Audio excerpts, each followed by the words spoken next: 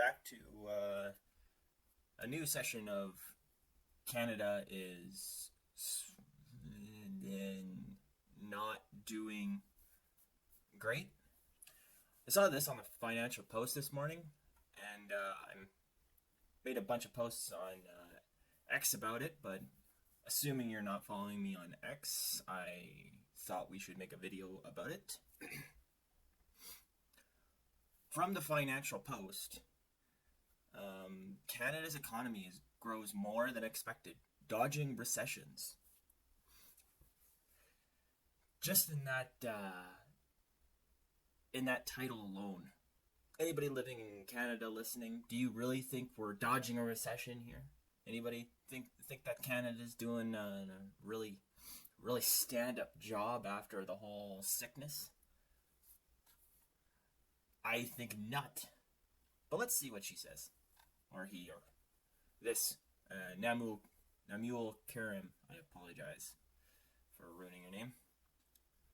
The Canadian economy has dodged a recession as gross domestic product edged up in the fourth quarter last year, primarily due to high exports of crude oil and reduced imports.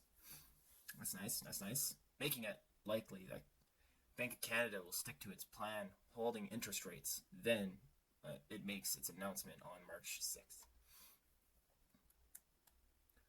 Apparently, our real GDP rose 1% for the 3 months on the 31st of December, compared to what we thought, I guess Statistics Canada thought was 0.8%, falling a 0.5% decline.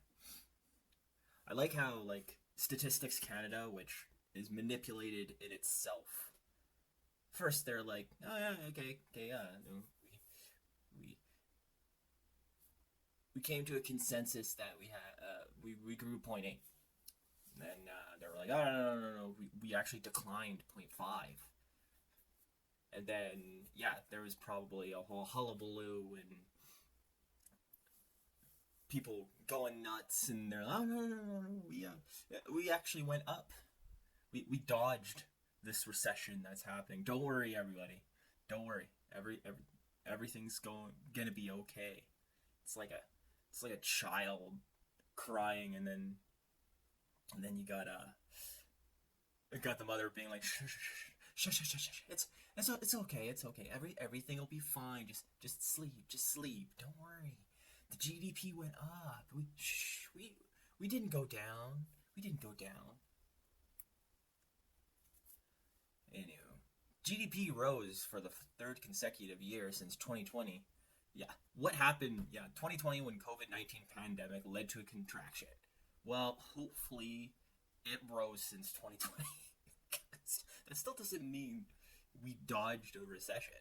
That just means how bad it was in 2020.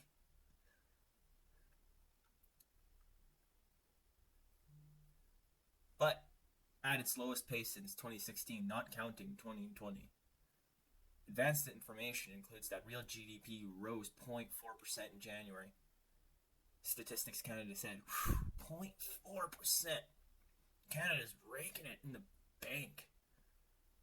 We're just rolling in the dough, aren't we? Not talking about that $4 trillion in debt we are, but the homeless encampments that are in every city. Yeah, those have been there forever. Oh, the job losses that are happening. That's fine. 200, how many millions of job losses from Bell Canada after they cost, what was that, like 450,000 or something? It'll be fine. I'm sure there'll be no ripple effects from that. I'm sure they'll find really good jobs after that that can go into the economy. Oh, now we get to the reality here. Not everything was relatively rosy. Okay. Expenditures on final consumption on gross fixed capital formation dropped 0.2% in the fourth quarter after a 0.2% increase in the previous quarter. Growth appears to be driven largely by an easing of previous supply constraints, helping exports and car sales, rather than necessarily an improvement in domestic demand. Okay there, sir. Andrew Grantham, an economist at CIBC Capital Markets, said he continued to predict that the Bank of Canada's first interest rate cut will take place in June. Yeah, okay, yeah. I mean, all know how well bankers are at predicting that stuff. Of course, they're not going to come out and say there's going to be interest rate hikes, because what would that do um, to our economy? TD Economics, anyways.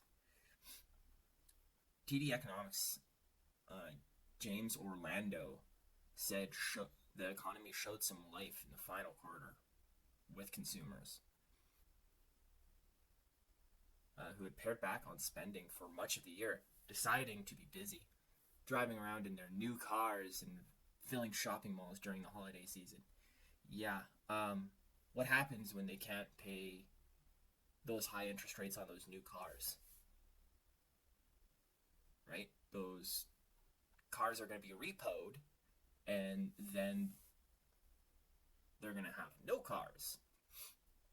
And the interest rate on those cars that they're going to have to pay are going to be crazy. But that's just me. He said a return to growth in the fourth quarter after 2 quarters of no effective growth was expected because of Christmas. So we're going to have to wait till Christmas, everybody, before there's any growth this year. The increase in GDP was too small to prevent a 6th consecutive decline in the output on a per capita basis as population growth continued to surge higher.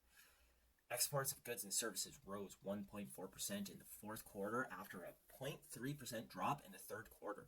This was driven by a 6.2% rise in crude oil and crude bitumen. Imports, however, declined by 0.4% during the same period after rising 0.3% in the third quarter last year due to lower imports of vehicles and their parts. Okay, so pretty much we are banking on crude oil and bitumen right now. That's what's been propping up our economy forever. So, but hey, our government says oil and gas should be phased out because oil and gas is evil.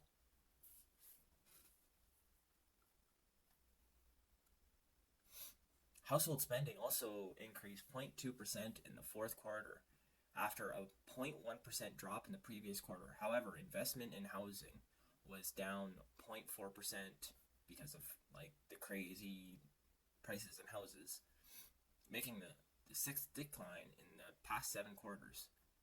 And this 0.2%, I can bet you, is either inflation or it's because everything has become so expensive, it has to go up.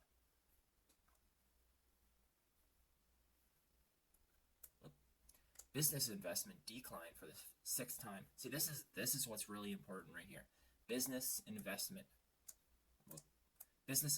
declined for the 6th time over the past 7 quarters, with investment in non-residential structures falling by 3%. In addition, employee compensation rose 0.8% for the quarter, which agency said was the slowest growth rate since the second quarter in 2022. So if nobody's investing in Canadian businesses and people aren't getting paid properly, what does that say about our economy? Are people going to be able to pay for toys or have extra money to pay for vacations and pay back into economy?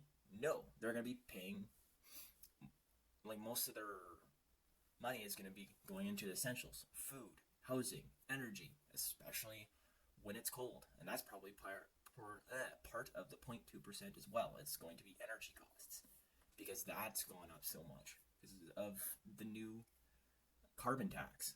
I know they want to call it the carbon rebate right now, but it's a carbon tax. We're not going to start calling it a carbon rebate. The lower growth in the fourth quarter of 2023 reflects slower wage growth in services producing industries relative to the previous quarter, as well as declining wages in the goods producing industries. Yeah, that's just what we said. Ugh. Corporate incomes fell, but continues to grow.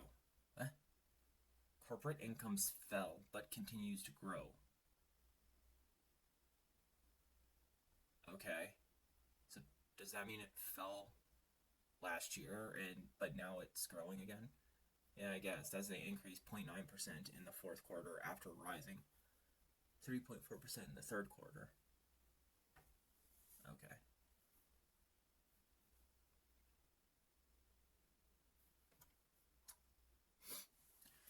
So, well, thank you for the input, Mr. Karam. And I hope you're right.